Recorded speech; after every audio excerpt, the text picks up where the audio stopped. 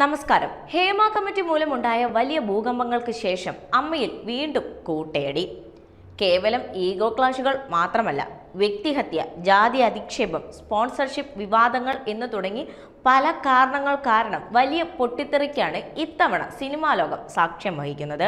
മുതിർന്ന അംഗങ്ങളൊക്കെ തന്നെ തലപ്പത്തിരിക്കുന്നവർക്ക് തിരുത്താനുള്ള മനസ്സ് വേണം എന്ന് പറഞ്ഞ് രംഗത്തേക്ക് എത്തുമ്പോൾ അമ്മ എന്ന സംഘടനയുടെ പിളർപ്പിലേക്കാണോ കാര്യങ്ങൾ നയിക്കുന്നത്?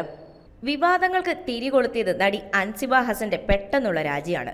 ദൃശ്യം 3 തിയേറ്ററുകളിൽ മികച്ച വിജയം നേടുന്നതിനിടയിലാണ് താൻ നേരിട്ട കടുത്ത മാനസിക പീഡനങ്ങളെക്കുറിച്ച് അൻസിബ തുറന്നു പറയുന്നത്. ഭരണസമിതി അംഗമായ നടൻ ടിനി ടോമിനെതിരെ ഗുരുതരമായ ആരോപണങ്ങളാണ് അൻസിബ ഉന്നയിച്ചിരിക്കുന്നത്. തന്റെ വ്യക്തി ജീവിതത്തെക്കുറിച്ച് മോശമായ പ്രചാരണങ്ങൾ നടത്തിയെന്നും മതപരിവർത്തനത്തിന് ശ്രമിക്കുന്നു എന്ന രീതിയിൽ തന്നെ വിളിച്ചു വർഗീയമായി അധിക്ഷേപിച്ചെന്നുമാണ് അൻസിബയുടെ വെളിപ്പെടുത്തൽ. സംഘടനയിലെ ഒരു വനിതാ എക്സിക്യൂട്ടീവ് അംഗം തനിക്കെതിരെ വ്യാജ പോലീസ് പരാതി നൽകിയപ്പോൾ പോലും സംഘടനയുടെ പ്രസിഡന്റോ മറ്റു ഭാരവാഹികളോ തനിക്കൊപ്പം നിന്നില്ലെന്ന് അൻസിബ വേദനയോടെ പറയുന്നു.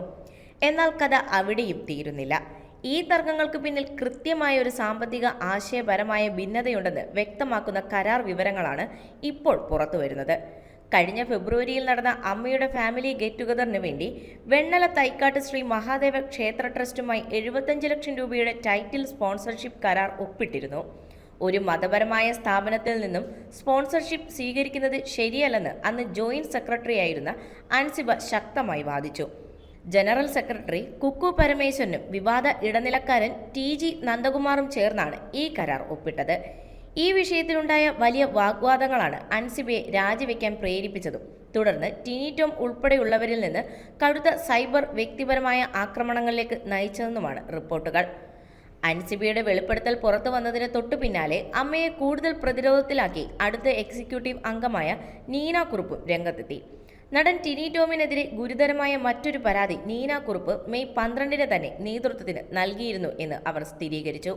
ഫെബ്രുവരിയിൽ നടന്ന ഫാമിലി മീറ്റിന്റെ തലേ ദിവസം ടിനി ടോം തന്നോട് കടുത്ത രീതിയിൽ മോശമായി സംസാരിച്ചെന്നും ശാരീരികമായി ആക്രമിക്കാൻ ശ്രമിച്ചെന്നുമാണ് നീന കുറുപ്പിന്റെ പരാതി.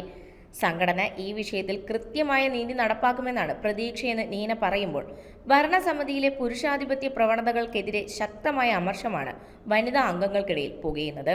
ആരോപണങ്ങൾ കാട്ടുതീ പോലെ പടരുമ്പോൾ പ്രതിരോധവുമായി പ്രസിഡന്റ് ശ്വേതാ മേനോൻ രംഗത്തെത്തിയിട്ടുണ്ട്. മെഡിക്കൽ ക്യാമ്പ് നടക്കുന്ന ദിവസം തന്നെ ഈ വിവാദം പുറത്തു വന്നതിന് പിന്നിൽ വലിയ ഗൂഢാലോചനയുണ്ടെന്നാണ് ശ്വേതയുടെ വാദം.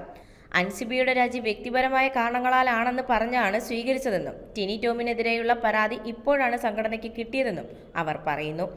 ജനറൽ സെക്രട്ടറി കുക്കു പരമേശ്വരനുമായി തനിക്ക് യാതൊരു പ്രശ്നവുമില്ലെന്നും ഉയർന്നുവന്ന എല്ലാ പരാതികളും അടുത്ത മാസം നടക്കുന്ന ജനറൽ ബോഡിയിൽ ചർച്ച ചെയ്യുമെന്നും ശ്വേത വ്യക്തമാക്കി.